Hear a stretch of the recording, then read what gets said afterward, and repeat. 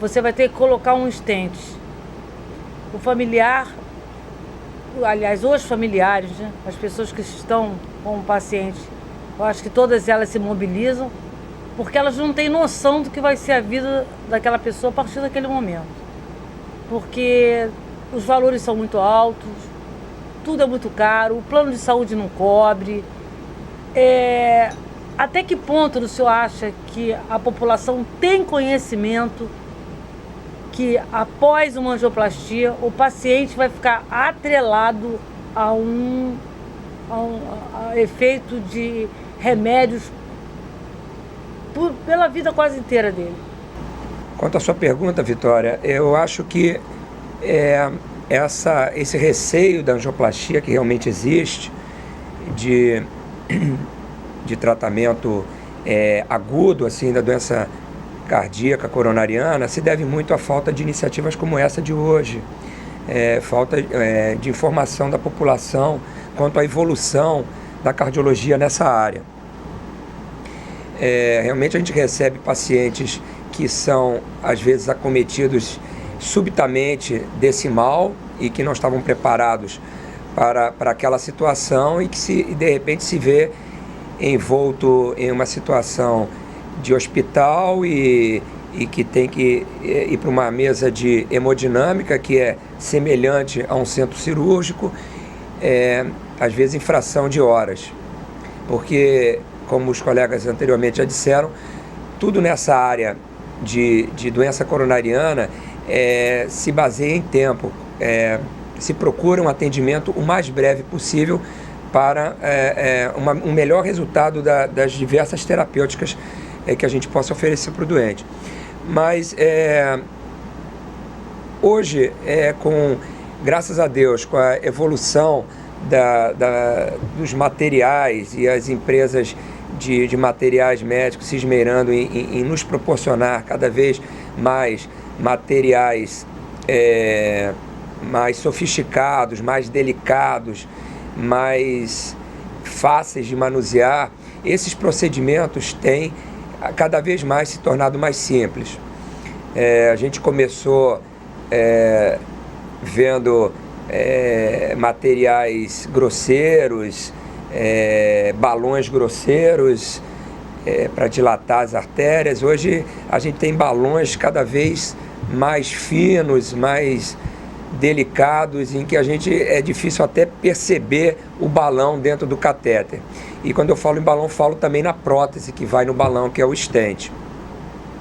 Então hoje, com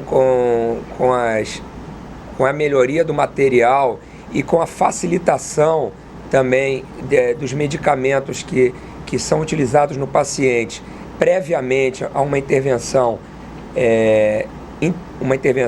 coronariana, já como disse o Dr. João Otávio, Dr. Augusto, na sala de emergência, esse procedimento tornou-se um procedimento, eu diria, muito simples, né? Um procedimento em que, se você pensar no diagnóstico, é um procedimento que hoje se faz em média em 15 a 20 minutos. E o paciente hoje, utilizando uma técnica de punção pelo punho, de uma artéria que passa pelo punho, o paciente faz esse exame em 15 a 20 minutos e vai embora para casa logo em seguida. Às vezes ele vai fazer uma cintilografia e tem que ir 2 vezes ao hospital, tem que passar por uma esteira e depois voltar no dia seguinte para fazer o repouso, enquanto que no nosso procedimento, em 20 minutos ele está indo para casa com um curativo no punho, né?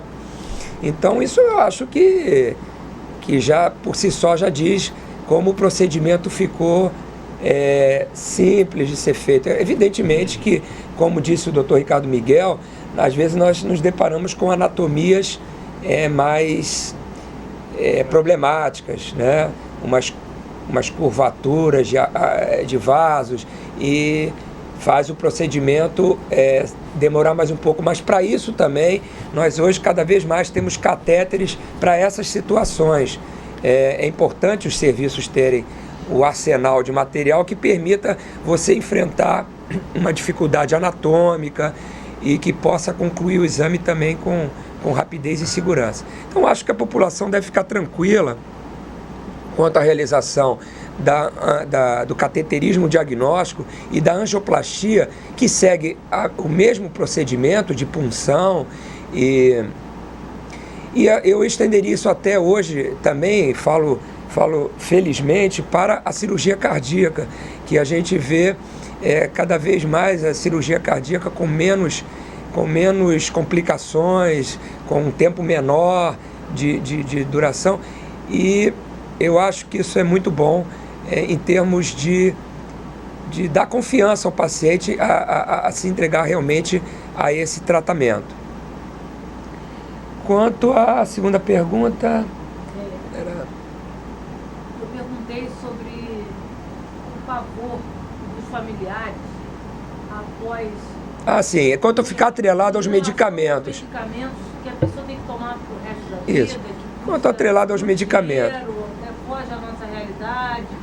O que o senhor poderia nos informar a população em relação a isso? Como a gente está comentando aqui, hoje houve uma evolução em todos os níveis, inclusive no nível clínico terapêutico, né? A grande gama hoje de medicamentos para proteger essa intervenção que a gente faz e proteger o músculo cardíaco é muito grande. Então, o doente, ao sair das nossas mãos ou das mãos do cirurgião e voltar à mão do clínico, ele tem também, felizmente também hoje, um grande arsenal de medicamentos para manter aquela solução que foi dada para o caso dele. E eu acho que, como os medicamentos cada vez mais melhoram e cada vez mais a gente usa menos remédio, né? Evidentemente que cada caso é um caso. Você, se pegar um paciente que tem uma doença coronariana, mas tem uma função do músculo cardíaco normal, ele vai tomar menos remédio que um paciente com doença coronariana que já tem uma função cardíaca alterada. E isso vai ser proporcional ao grau de comprometimento de que o paciente tem. Mas a angioplastia, a cirurgia, vem exatamente para fazer o paciente tomar menos remédio do que ele deveria tomar se ele não fizesse uma intervenção dessa. Mas é importante frisar que a angioplastia sozinha, ela não vai resolver o caso do paciente devido a problemas que a gente ainda tem de reestenose, ou seja, da volta da doença dentro daquele local onde a gente botou a prótese. E para isso existem medicamentos que o clínico vai saber manusear muito bem para evitar que isso aconteça. Eu acho que cada vez ele, com as novas técnicas e com os novos medicamentos, ele vai ficar cada vez menos atrelado à medicação. Hoje, nos grandes serviços, essa integração clínico-hemodinamicista e cirurgia cardíaca é uma realidade. Então, essa troca de informação, essa troca de até onde cada um vai, isso, na verdade, para a gente, hoje em dia, é uma realidade.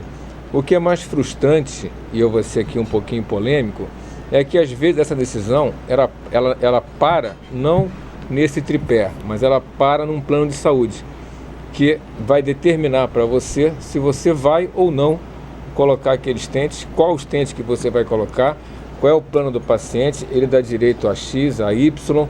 Então, quer dizer, não adianta nada você ter essa integração, você ter profissionais preparados, atualizados, sabendo o que tem que fazer, se na verdade a gente está na mão do plano de saúde que vai, na maioria das vezes, determinar esse rumo e a gente vai ficar um pouco mais preso a isso.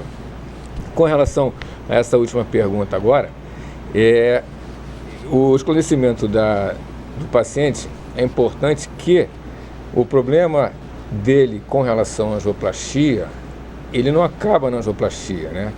Porque a angioplastia se encerra, o procedimento foi bem sucedido, o resultado final está excelente, só que a partir daí começa um outro passo, que é o controle de prevenção desse paciente.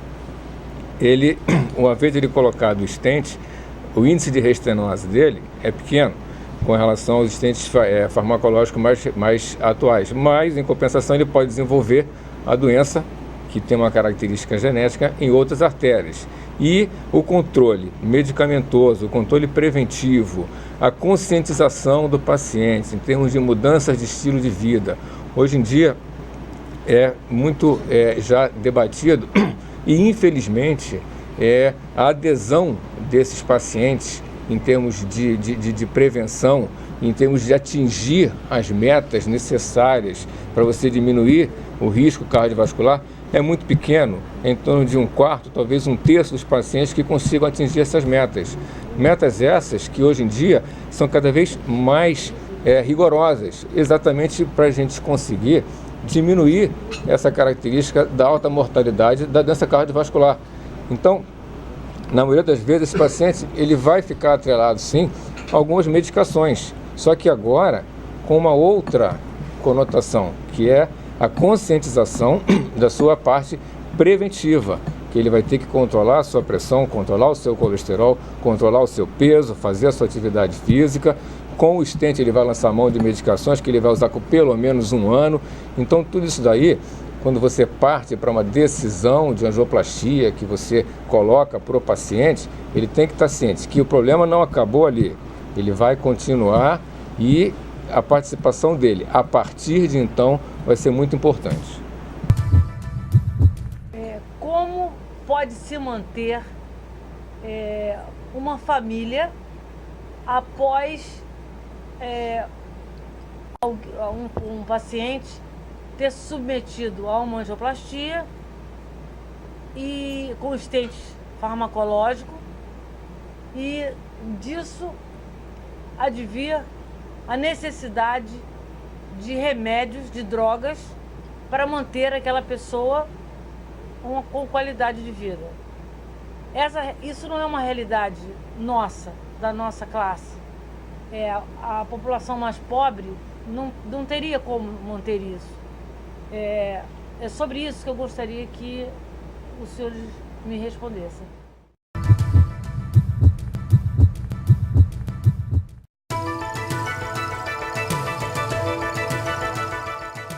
Quero agradecer ao Rialto, que nos acolheu aqui na sua adega, agradecer a Braço Turi, agradecer a Ciclomed, a EPTCA, a OS Propaganda, LG Produções e a Rede Bandeirantes.